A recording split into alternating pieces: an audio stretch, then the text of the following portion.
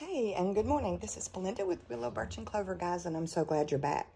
This morning, I want to show you how to do a basic coffee stain on paper, and I know there are tons of other videos on YouTube showing that, but I'm just going to show you what I do, and also how I make it smell nice besides just coffee, okay? I have another video, it's called Coffee Staining 201, and I'll link it down below in the description box. But it's how I take basic stained coffee paper and add some grunginess to it when you want really, really grungy paper or fabric, okay? I'm going to show you how to do it on some fabric, and this is just some like tan-colored muslin. I got at Walmart, super cheap, but great for journal making. And I'll go ahead and tell you this. You know, the piece was about this big that I had left, and I snipped it and ripped it because when you're coffee staining, if you want those edges to look dirty and grungy, you need to go ahead and cut fabric or paper just about to the size that you want it. You can always go back and do some inking, but it's just going to add work to you. So I always kind of trim down first. Now, the types of paper that I'm using today that I want to show you, I love this composition paper. It has gray lines instead of blue, and so if I don't want all of the like blue watercolor fading, and this is made by Pen and Gear, and it's their grid notebook. You can get them at Walmart. They're like $3, okay? So I've got a piece of that I'm going to be using. This is by Pen and Gear, and it's the dot paper. It's like people use in bullet journals or to sketch or draw. Let me see if I can get it up here where you can see the dots. Probably not, but it's got all the little tiny gray dots. You can kind of see it over here better on the paper. It's like the grid paper, and I tore a piece of that out. We'll be doing that. This is the ledger paper that I use and make so grungy in a lot of my journals. Let me back up. This is also about $3. This notepad is about $6 here in Mississippi. I'm not sure where it'll be everywhere else.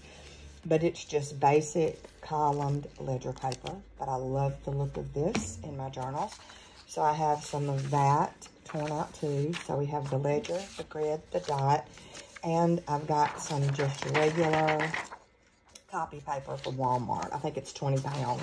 It's not heavyweight or anything. Now, the instructions would be the same if you were using cardstock or if you were using heavier weight copy paper, you know. Now, I'm going to tell you, this surface I have on here, sorry.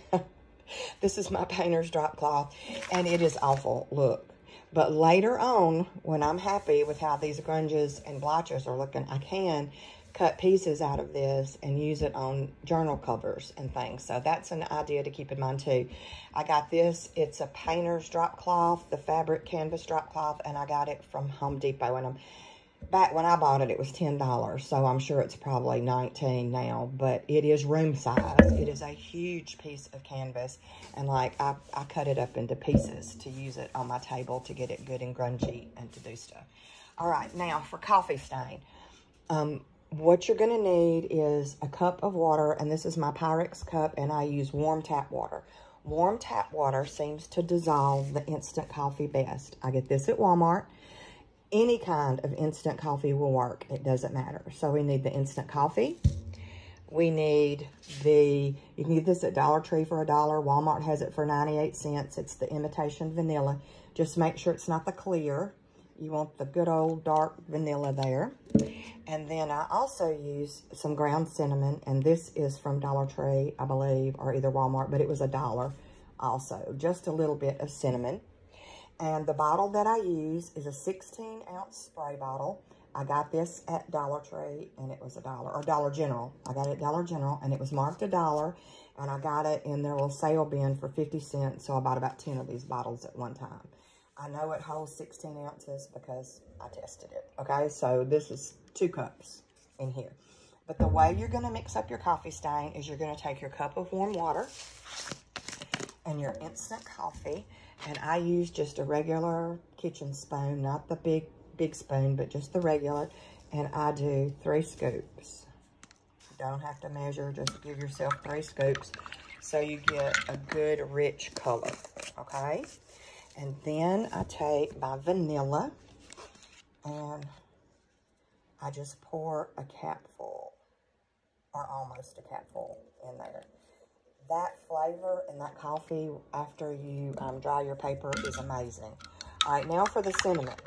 If you're doing super grungy, you can put more cinnamon in your coffee and brush it on your paper with a paintbrush. I think I go over that in my video I'm going to link before for you. But this is for fragrance. This is not for grunginess. I want this to dissolve in here. And also, it will clog my spray bottle. That's why I say you could brush it on if you put a lot. But I literally just do like a little sprinkle. I mean, like a pinch, okay? Because I want that to dissolve, and I don't want it to clog my spray bottle. All right, that's mixed up. When you smell that, you're going to be like, oh. You can also add about a half a capful of almond food flavoring if you like the almond smell. All right, now I always do it over a sink, but I take my spray bottle and I use that's the reason why I have the Pyrex cup with a spore pout, and I pour it into my bottle over the sink so I don't make a mess. If you have a little funnel that you can put in the top of your spray bottle, you can mix all of this inside of your bottle and skip the measuring cup part. But since this is what I have, I do 2 cups. I do 1 cup at a time so my measurements are right and I'm not too heavy on cinnamon or vanilla. And I pour my 2 cups in here, put my lid on, and my spray bottle's ready to go. Now, the next ghastly piece of equipment that I use is this old, I bought this from like Salvation Army. We have a St. Andrews here. It's not Salvation Army, but I paid like 50 cents and it was still a good pan. But over the years, this is the pan. I have 2 of them actually that I use just for coffee staining, just for grunging, and you see what happens. You get this black and it's coated and it's awful, but it is perfect for crafting. I even use it like to glue on it or to spray over it because I'm not using it for food is what I'm trying to say after I get through with this, okay? We're going to start with our fabric. I put a piece of fabric on the pan and I just mist and let a few drops. See the drops? You want that because they'll dry kind of droppy. And I actually will do 2 sides sometimes on the fabric, all right? So that's the fabric. A piece of paper. And you see why I like these pans. You can turn it this way, however you want to do it. But I just put a good spray on my piece of paper. And I actually flip mine and spray the back too. Okay? Now, you're going to do all of your paper like that to get your good color. All right, let me just show you on another like this. Now, you can do it heavier than this. You can do it lighter for this. This is just going to be for a lightly grunge journal, so I'm not just soaking it in coffee. Now, let me say this. I have seen videos where people take stacks of paper and put them down in a pan that's filled with a coffee bath, like I just made here. And they let it soak for a little while, and they take it out of the oven. Take it out of the pan, and they break the paper up into stacks. There'll be like 10 or 15 pieces of paper to the stack, and they'll put it directly on their oven rack and let it dry. And as it dries, they pull the paper off.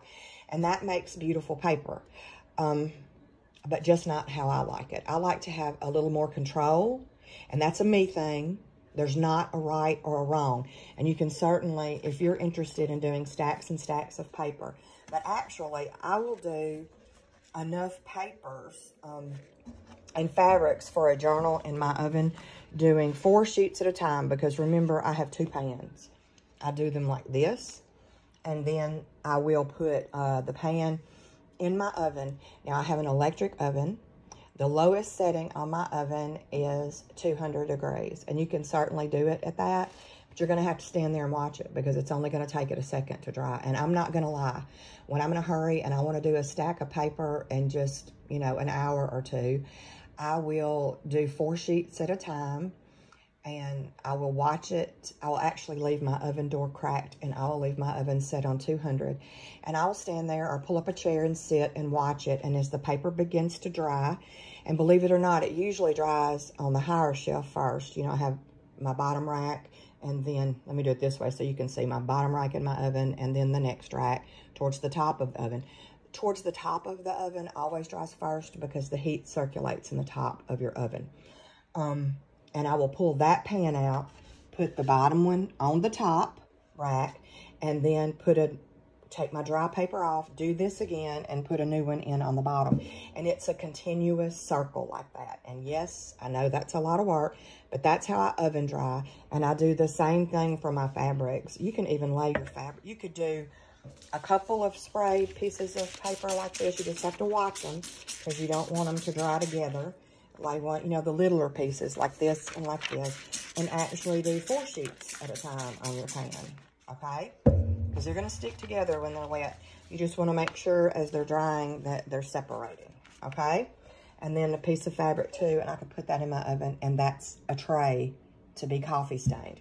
When they come out, they are browned, and like I said, you'll know after your first, but see how we've been letting this sit while I talk? And I'll often do my 2 trays up at one time and just let them sit for just a minute.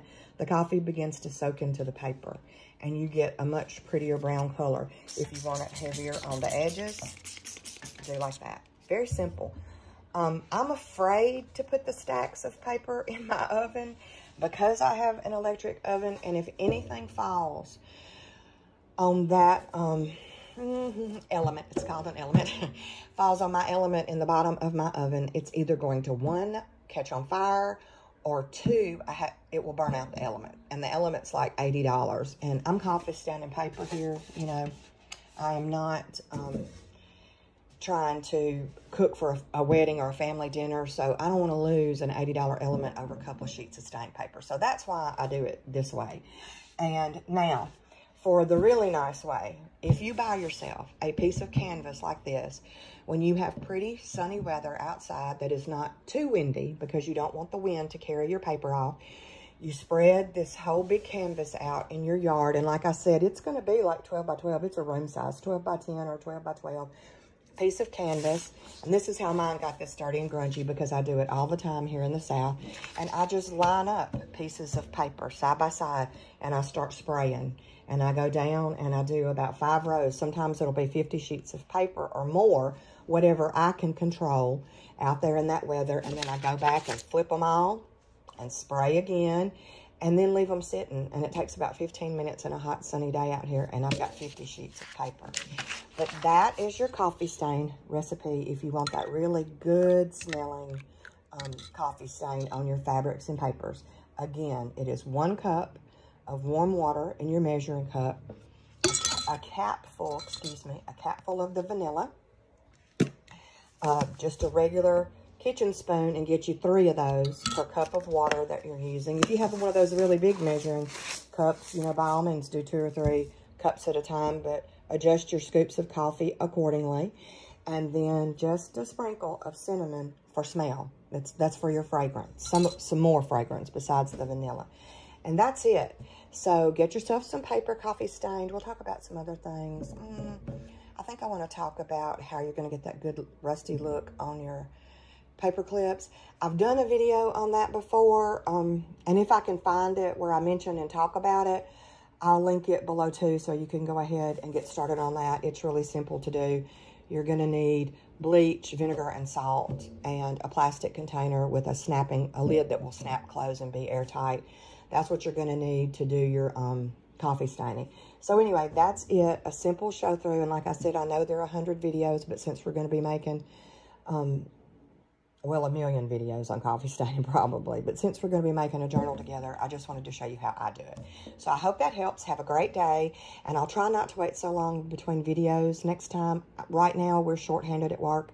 And I'm working 7 days a week, so I'm trying to squeeze videos in where I can. But thanks for your patience, and I'll see you next video. Bye-bye.